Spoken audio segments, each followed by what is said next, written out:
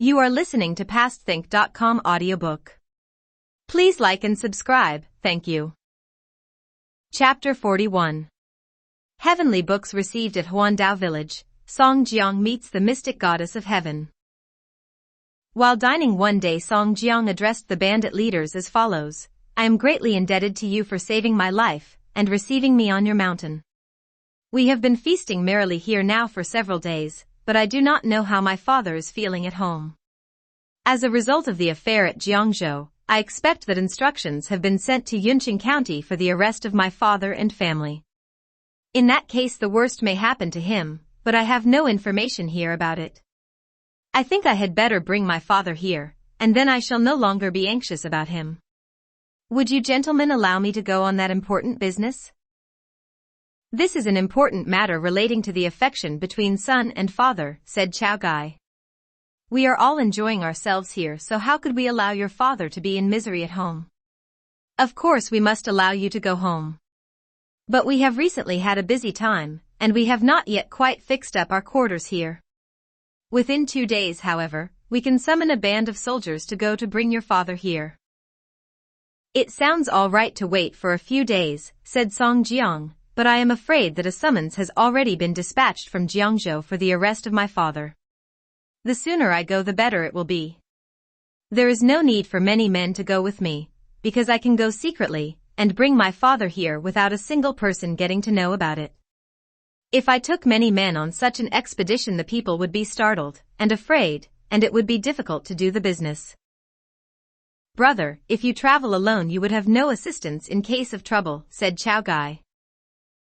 Shall I die for my father's sake? I would not regret it, said Song Jiang.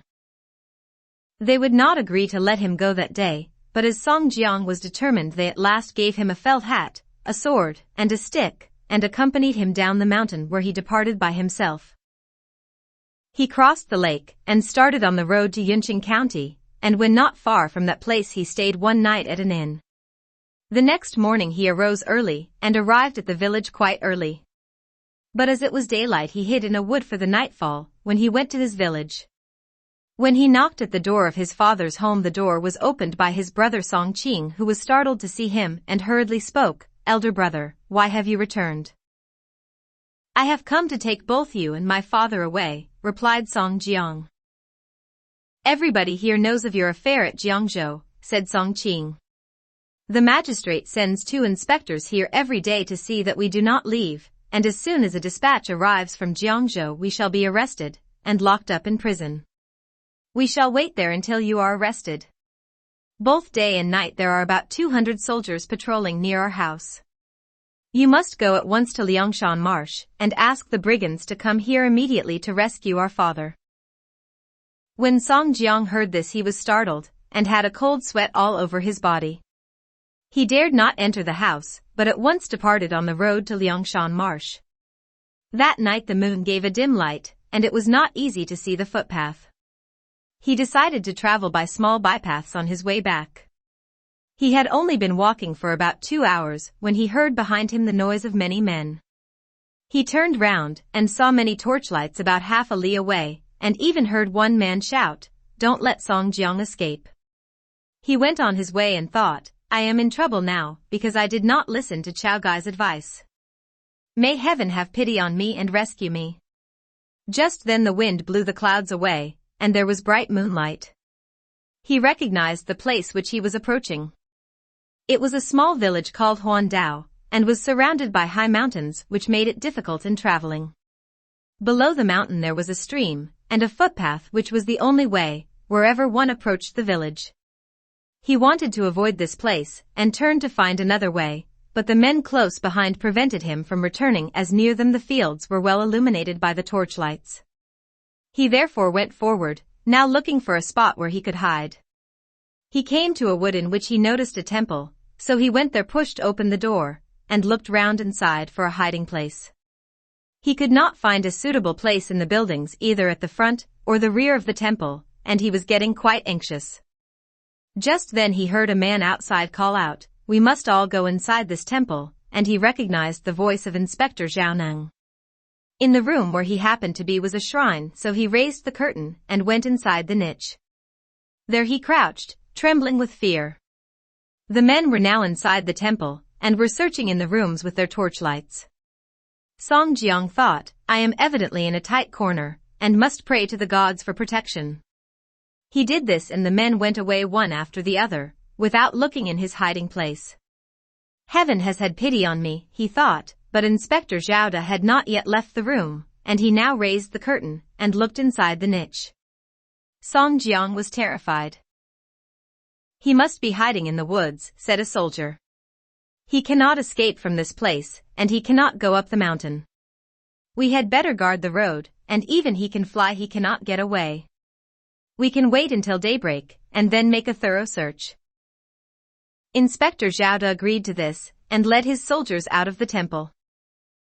The gods have protected me. If they save my life this time I will certainly rebuild the temple and images, said Song Jiang to himself. He heard a soldier outside said, he must be here. Zhao Zhao, and the soldiers again entered the temple. Song Jiang was again trembling with fear. Where is he? Asked Inspector Zhao to the soldier. Inspector, replied the soldier, look at these marks of hands on the door. They were made by somebody who pushed open the door to get into the temple. That is so, said Inspector Zhao. We must make another careful search. The soldiers again went all over the temple looking carefully, but without any result. The men then made a search in the room where Song Jiang was, but when they lifted the curtain in front of the niche there arose a big wind which blew out their torches, and made everything as black as night. What a strange thing, exclaimed Inspector Zhao. The spirit of the goddess must be here, and she rebukes us in this way for searching in her temple. We must go away at once. We will guard the road till daybreak, and then come back. But that is the only place in the whole temple that has not been properly searched, said Inspector Zhao. He took a spear, and was stepping forward when there was a great gust of wind outside the temple which shook the building, and hurled stones about. A dark cloud now filled the room.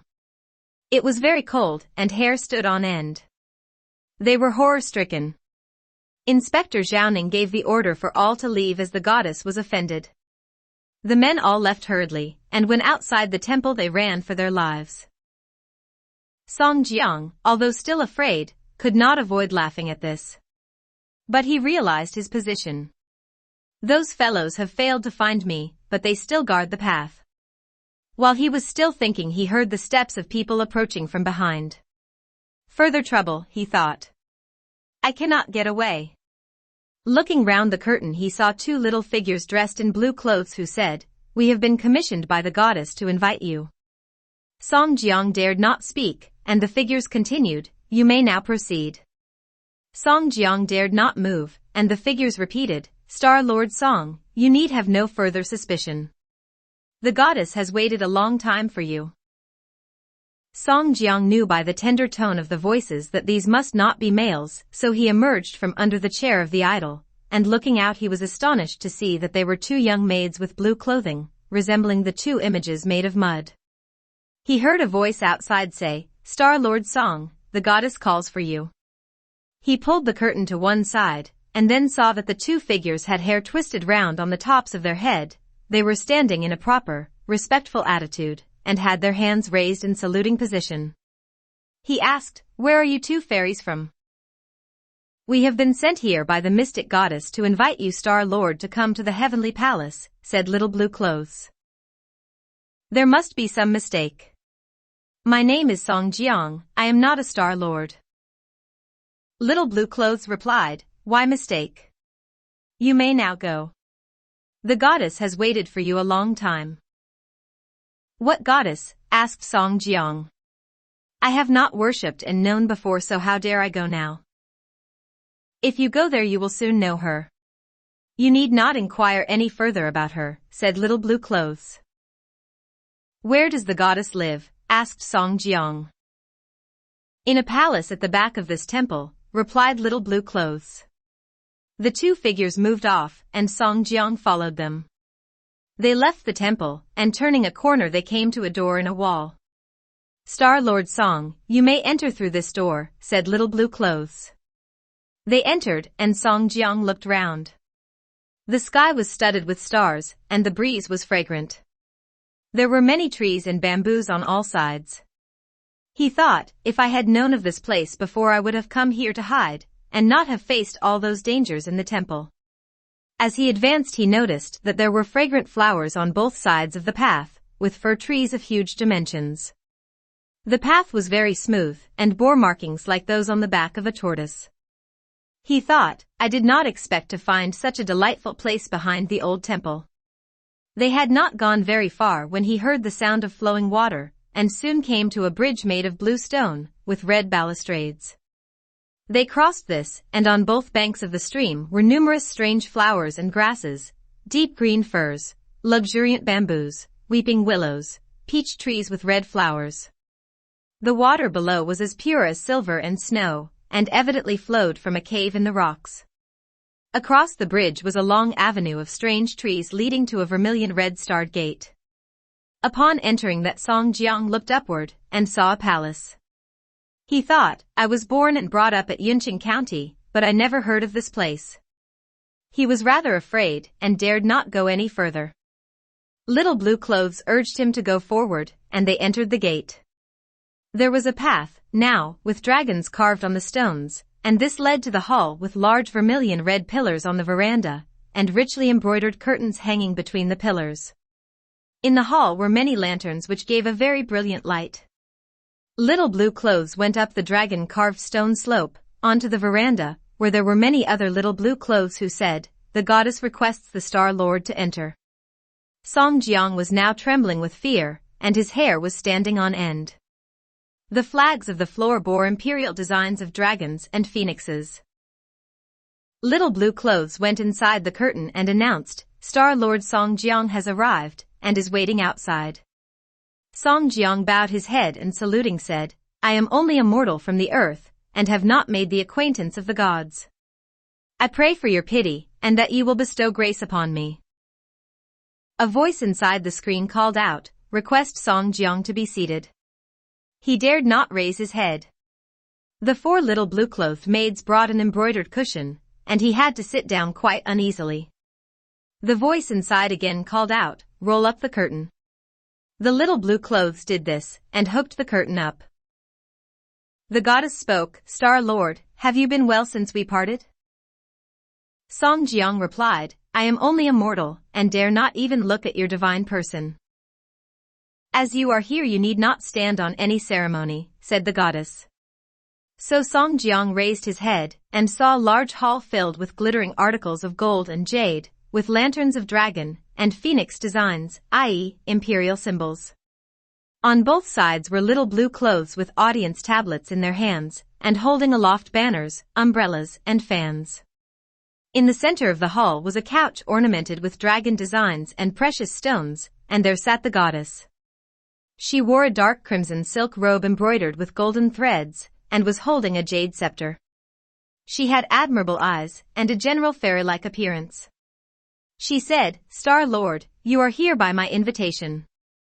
She then gave an order for wine to be served, and Little Blue Clothes at once brought it in a precious porcelain vase ornamented with lotus flowers.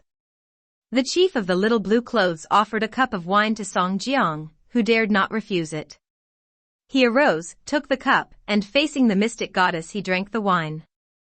The wine was very fragrant, and he had the sensation of his heart being sprinkled with pure dew.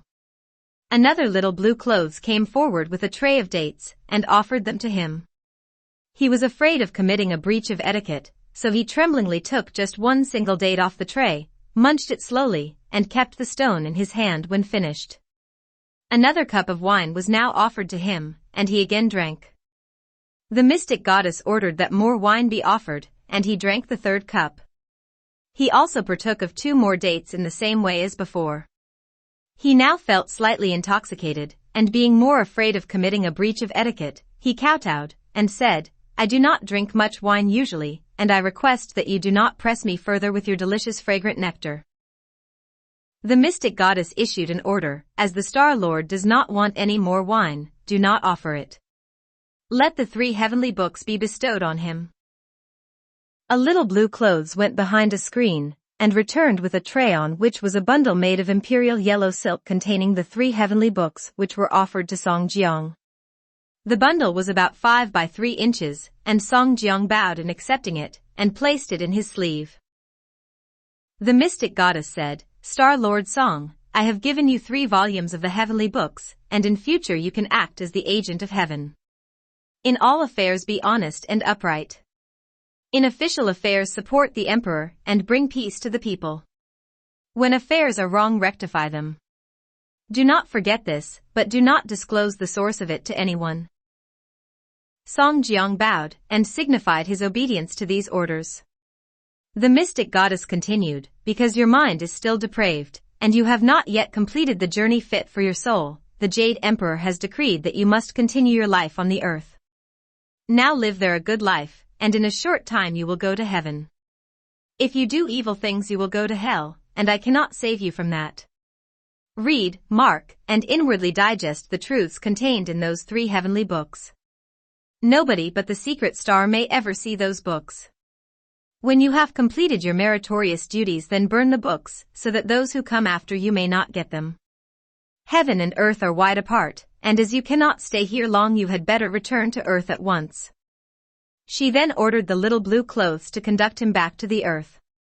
Her last sentence was, "We shall meet again at the imperial palace in heaven some other day." Song Jiang thanked her, and then followed 2 little blue clothes out of the star gate of the palace. When they reached the blue stone bridge, the little blue clothes said, "You have had a shocking experience, but you were protected by the mystic goddess so that you were not arrested by the soldiers. It will soon be daybreak when all the danger will have passed with the darkness. Star Lord, look over the balustrades, and watch the 2 dragons playing in the water." Song Jiang did this, and saw the dragons. While he was doing so, the 2 little blue clothes pushed him over the balustrades into the water, and he suddenly awakened as though from a dream. Looking round he saw that he was back in the temple, and from the position of the moon that it was after midnight. He noticed that he had 3 date stones in his hand, and feeling inside his sleeve found the 3 heavenly books there. He had a distinct flavor in his mouth of the fragrant wine. He thought, what a strange dream. But was it a dream, or the real thing? If it was a dream, how about these books, date stones, and the flavor of wine? I remember so clearly all that she said, and can never forget it. But if I have been asleep all this time in the temple, this idol must have great spiritual powers. What is the name of this idol, I wonder? He raised the curtain and looked at the idol.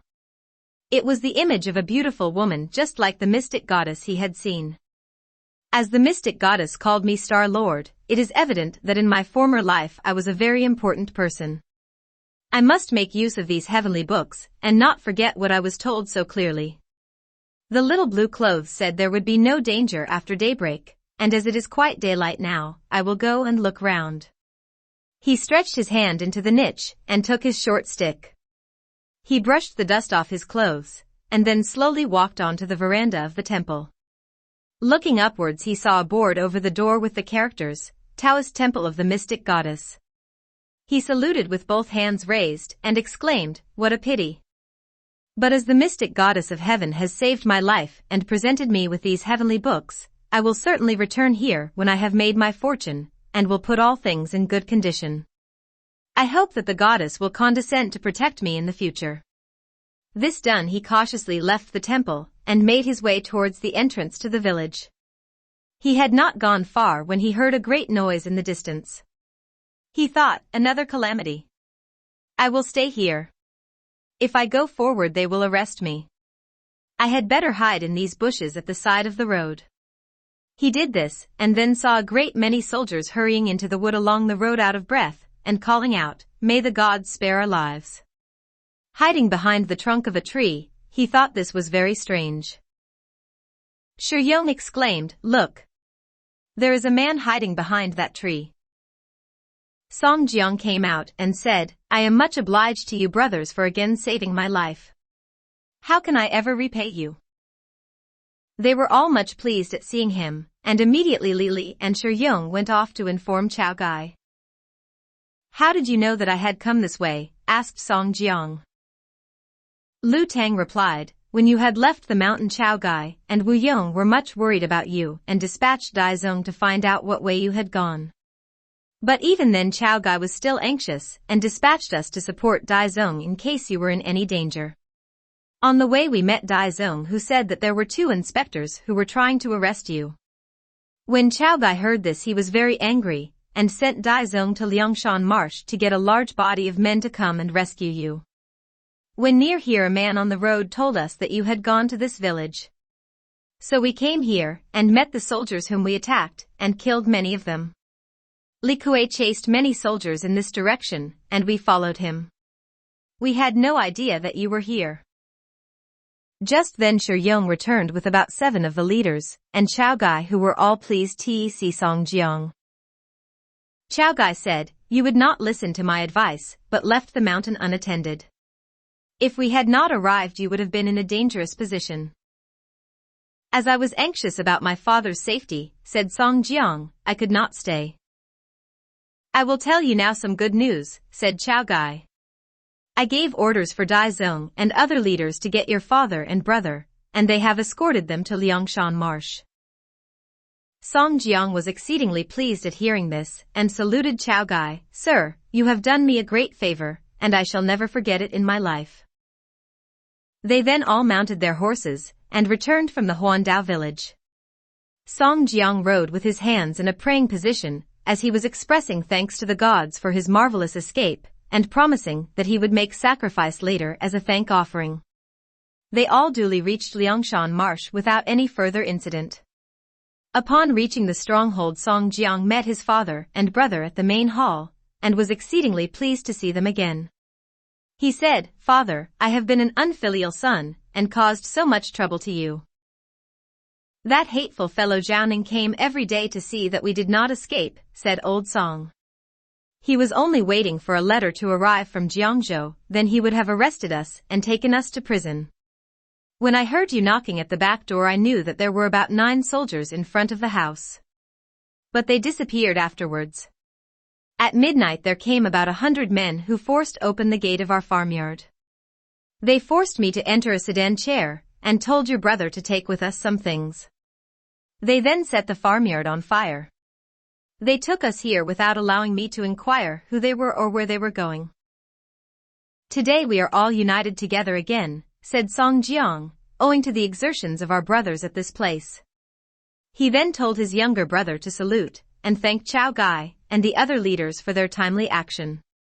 After this, Chao Gai and the leaders all paid their respects to old Song. They then all sat down to a great feast to celebrate the union of the father and the son. On the 3rd day of this feasting, Gong Sunsheng recollected that his mother was still at Jizhou in Jili province, and that he had not heard from her for a long time. During a feast, Gong Sunsheng stood up and addressed the assembly. "I am grateful to you heroes for your kind treatment to me. Since my arrival here we have had many glorious feasts and much pleasure, but all this time I have never once been home to see my mother. I am afraid that my old Taoist teacher will be anxiously thinking of me, so I request that you will allow me to leave you for 5 months, so that I can go and see how things are at home." "I have heard you say before that your mother was in the north," said Chao Gai, "but as you mention this matter today, we cannot stand in your way.